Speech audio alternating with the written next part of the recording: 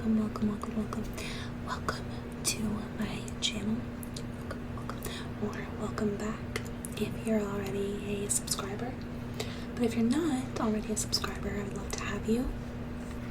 My name is Kate. And as you can tell from the title, I'm going to be talking about all of the books that I read in May, giving a little review. I do this every month. In fact, it's like the only consistent part of my channel. My hair is like a frizzy mess because, well, first of all, my hair is always a frizzy mess. If you know me in real life, you know that. But it's like 90 degrees. 90 degrees. And I just got back a little bit ago from my boyfriend and I went out to a brewery to hang out. We just hung out outside, had a drink, and I'd actually ordered a book online from a bookstore, obviously from a bookstore, from a local bookstore down by the brewery, and we were going to go pick up the book. And so then we decided to stop and have a drink and sit outside and people watch, which was fun. It's Memorial Day weekend, so it's a Sunday. Really enjoying the long weekend. Really hyped about it. I wish the work week was a 4-day work week and we could just work 4 10-hour days. Wouldn't that be just? Anyways, here I am. Let's talk about everything I read in May. I'm actually filming this at the end of May, so I can't do my, I usually do my stats for the month, like how many pages I read and all that. And there's a couple days left in the month, but it's pretty safe to say that I'm not going to finish the book that I'm currently reading, because I actually just started the first book in the Game of Thrones series, and the book's like 800 pages, and I'm like 100 in, so I'm definitely not going to finish that between today and tomorrow. So I mean, I do have my book journal. You guys know the deal with the book journal. I do have it in front of me just so that I've got my star ratings and what books I read, but I don't really have my typical monthly stats because the month isn't over. But I did read seven books this month. Seven. I had a really light reading month for me because I had my law school finals that wrapped up midway through May, and then I went on a trip to go visit family, so my reading has been lighter than normal, but such is life. So I'm gonna crack open my drink. This is it's focusing on my face, you can't see. Strawberry half and half, Arnold Palmer iced tea, strawberry lemonade. I've never had this one. Patrick bought this for me at the gas station, so I'm excited to try it. And like I said, it's a very warm morning. I actually just turned the air on a little bit ago, and I've got the fan running, so hopefully that's not too loud. But I'm really pumped to have a cold drink.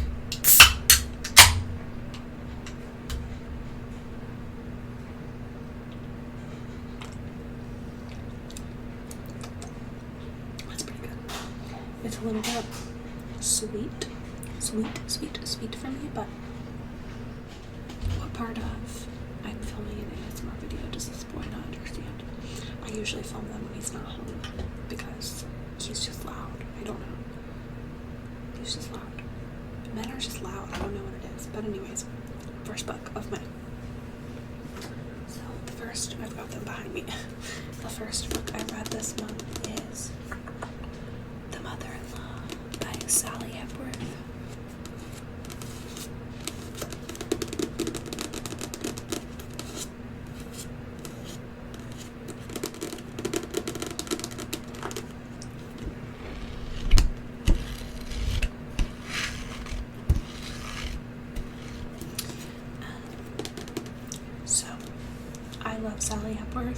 think this is my third book of hers that I've read, and I think I've given them all 5 stars, so I feel like she is my new favorite author, but I want to read. I have to read a lot more of her stuff before I declare her my favorite, but she writes mystery, thrillers. I mean, even this says everyone in the family is hiding something, so it's very much that vibe.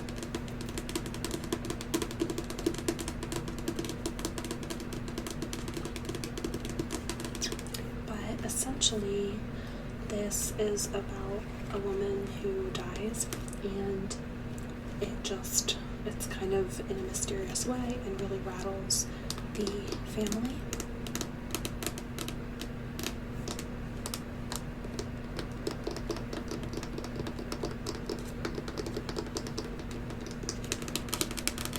And it's just really thrilling, and there's just great twists. I really like the characters. It's just good stuff.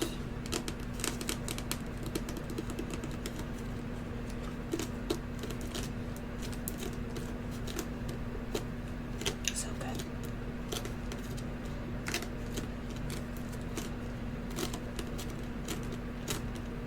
Okay.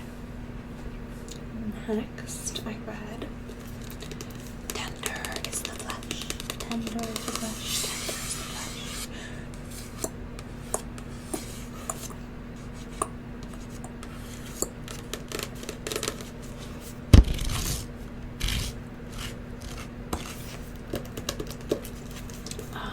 Tender is the Flesh. Tender is the Flesh was an interesting read. It's translated from Spanish, I think.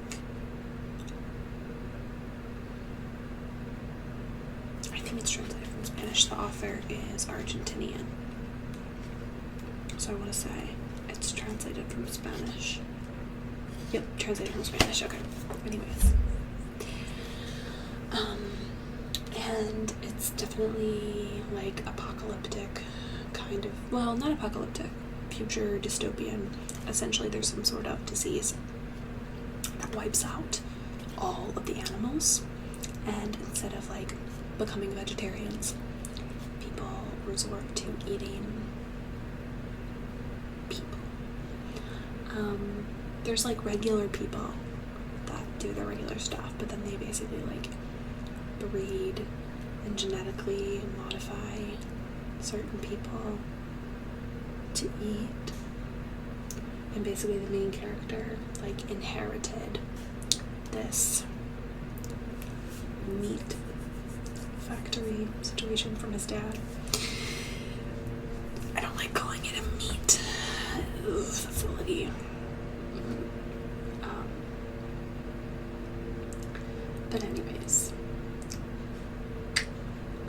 this book is super messed up, as I'm sure you can tell. I gave it 3 stars. I did enjoy it. The ending is kind of crazy, and I've heard a lot of people talk about the ending, saying they really liked the ending or they really hated the ending, so it seems to be really polarizing. I personally did not. I didn't hate the ending. I don't know. I don't know how I feel about it. I feel like it could have actually been a little bit longer. It's a pretty short read. I don't know. I don't know how I feel about it. I still don't know. I read so many reviews to see what people were saying, and I felt like I agreed with all the bad reviews and all the good reviews. So, if that intrigues you, definitely check it out. It's not for the faint of heart. It's pretty graphic. So if you have a weak stomach or you're easily like grossed out, I definitely would not pick this. But if you're into like dystopian or like horror in any way, definitely check it out. If you've read this, please let me know your thoughts on it.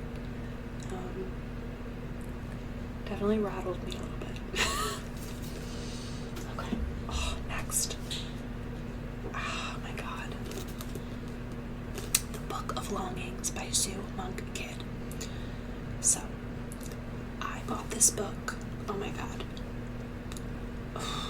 Like almost a year ago. I think I bought it last fall. And I've been like putting off reading it. Not putting off reading it. Oh, kind of. So This book is, it's obviously fiction, but it's told from the perspective of Jesus' wife. I'm not religious at all. This is definitely not a religious text by any means. But it, basically takes place in Nazareth. And it's just about, it's not about Jesus. It's about his wife, Anna, and her story and how she was brought up.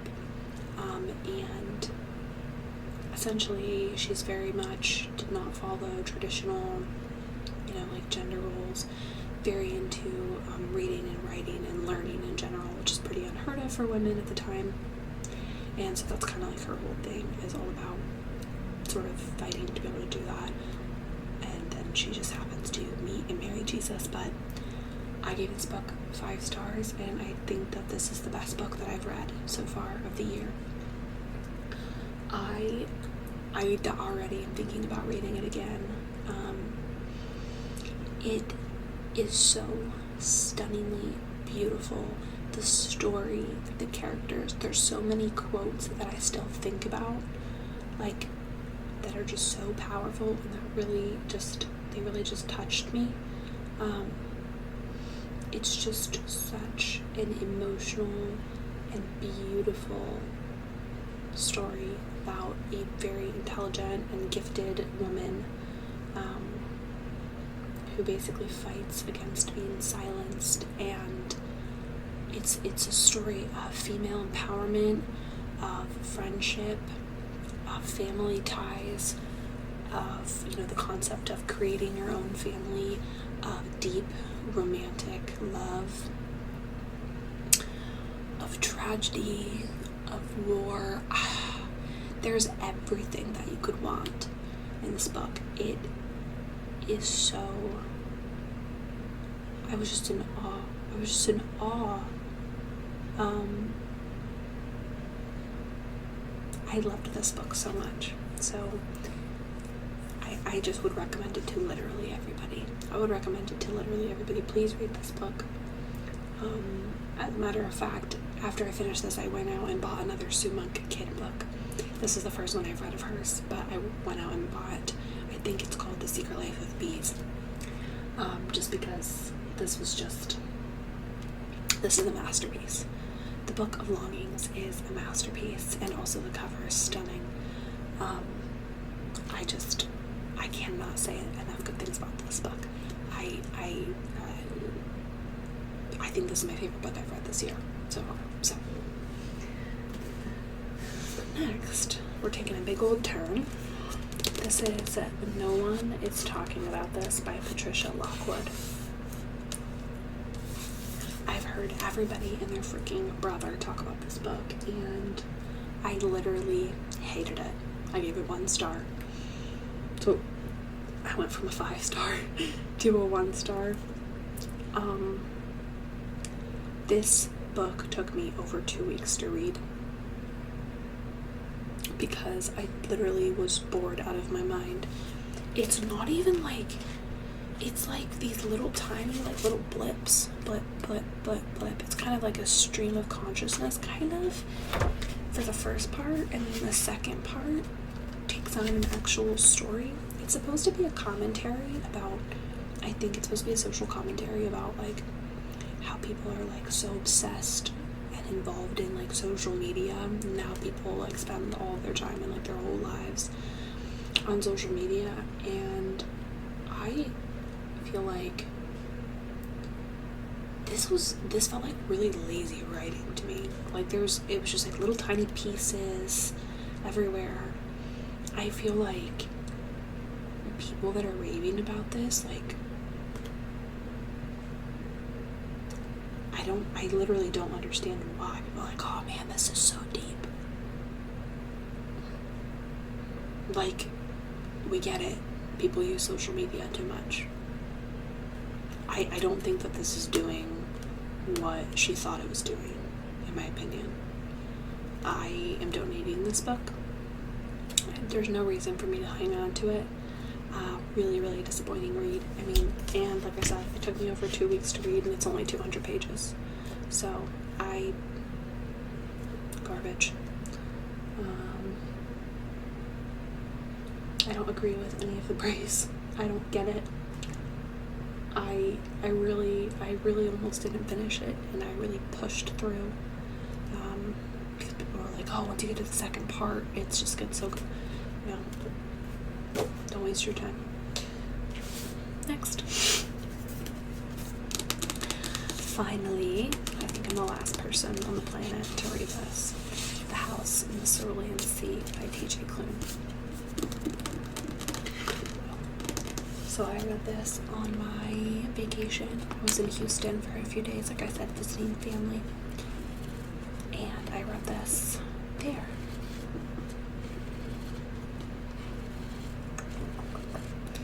And it's a really sweet story. I gave it 3 stars. I typically tend to read darker books, as I'm sure you can tell. If you've been here for a while, or even just based on the titles that I've talked about so far. This is very lighthearted, it was very sweet, it was like a vacation book. It was a little bit cheesy for me, and it felt a little bit drawn out. But the character development was really cool. This is, if you don't know, this is, it's fantastical.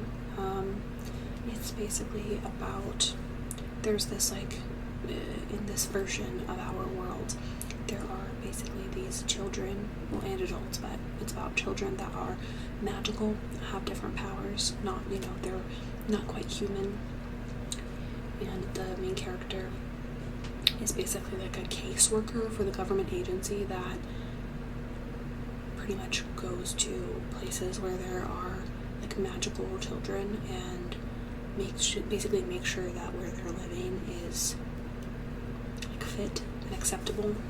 It's basically just like being like a social worker, like a caseworker, but like for these magical kids. And basically the main character goes off to the house in the Cerulean Sea. He's stationed there for a month to watch over all these kids, and investigate the situation. And it's really sweet. I'm glad I read it. The imagery is beautiful because, like I said, it takes place on kind of like an island sort of situation, and also the kids and the magical powers. It definitely did feel really magical and sweet. And the conflict isn't too it's light. It's just very light. The conflict isn't too heavy. And I did like it, and I would recommend it to you if you're looking for a light read, a vacation read. Like I said, it's a little fantastical, but it's not like there's a bunch of world building so that it's hard to follow. I liked it. I didn't love it, but I liked it. So I'm glad I read it. Okay, I've just got two more. Next, I read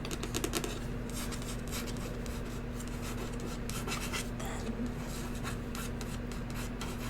She Was Gone by Lisa Joel.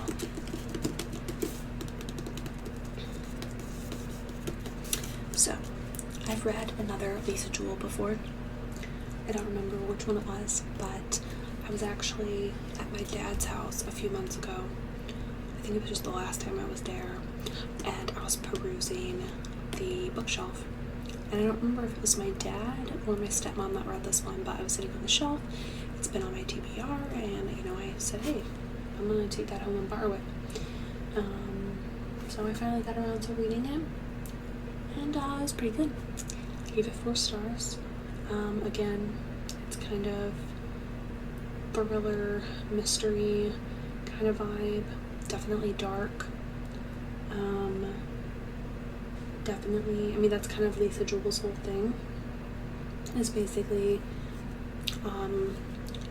a girl disappeared, how it was some years ago, 20 years ago or something like that, and kind of leaves her family reeling. And this is sort of basically the case went cold, and now all of a sudden they uncovered some new evidence 15 to 20 years later. I'm not sure exactly how many years, but it's been a long time. And so there's a couple different perspectives here, but mainly it's the girl's family. And there's just some dark kind of secrets, and things start to unfold, and it's very twisty. And then, of course, at the end, we find out what happened to the girl. But very suspenseful, very character-driven. I read this one pretty quickly. I definitely flew through it. I am definitely going to be reading some more Lisa Jewell in the near future. But if you're looking for a fast-paced mystery thriller kind of vibe, Lisa Jewell and Sally Hepworth, those are the ones, those are the queens in my eyes, and this was quite good. So the last book that I finished this month is Recipe for a Perfect Wife by Karma Brown. This is a really interesting book because I'd only ever heard one person talk about it, and I can't remember who it is, but one of the booktubers I follow was talking about this in a video, and I was like, that sounds cool, I'll get it. And so then I wanted to get it, and I read it quickly. Usually I put stuff on my TBR and it will just be there for a really long time because I have such a long backlog of stuff I want to read. But I picked this up from the library, and it honestly was pretty good. I ended up giving it 3 stars, so I liked it. It's basically about a woman, and her husband lived in New York City, and they basically just moved out to the suburbs, and she just became a stay-at-home wife after, always having a corporate type of job in New York. And they move out to this new, it's not really updated, it's a very 1950s style home. And basically the woman that lived here before her, she finds boxes of her cookbooks and letters and journal entries and stuff in the basement, and starts to learn about the woman that lived there before her, who was, traditional 1950s housewife and everything. But turns out that she had some secrets. So basically the main character just kind of delves into finding out more about what went on in this house before she moved there. And then there's lots of, conflict. Just in general, I live for conflict. You guys can't tell from the types of books that I read.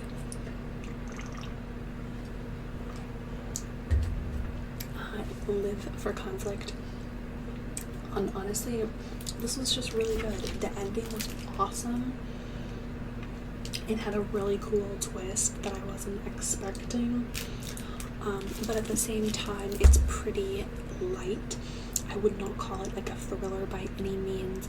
It has some mysterious elements, but it's more about relationships. It kind of goes back and forth in timelines between the present and then the 1950s and early 1960s, and it really just delves into relationships and gender roles and sort of the evolution of the modern woman. And it was a cool book. I really liked it. I'm glad I kind of took a chance and picked it up. And yeah, I liked it. It was just, honestly, it was pretty good. So I smacked myself with it. But yeah, so, and like I said, I'm reading the first Game of Thrones book right now. And I'm also reading a horror short story collection. And that's kind of what's going on currently. But yeah, so those are all the books I read in May. Like I said, it was a pretty light reading month, only 7. But had a few good reads in there. So overall, it was a pretty decent reading month, albeit slow. So please let me know in the comments, what you've been reading, if you've read any of these books, what's on your TBR for June, and of course any future content that you'd like to see from me. Thank you so much for watching, and please stay happy, stay healthy, and stay safe. Thanks so much, guys.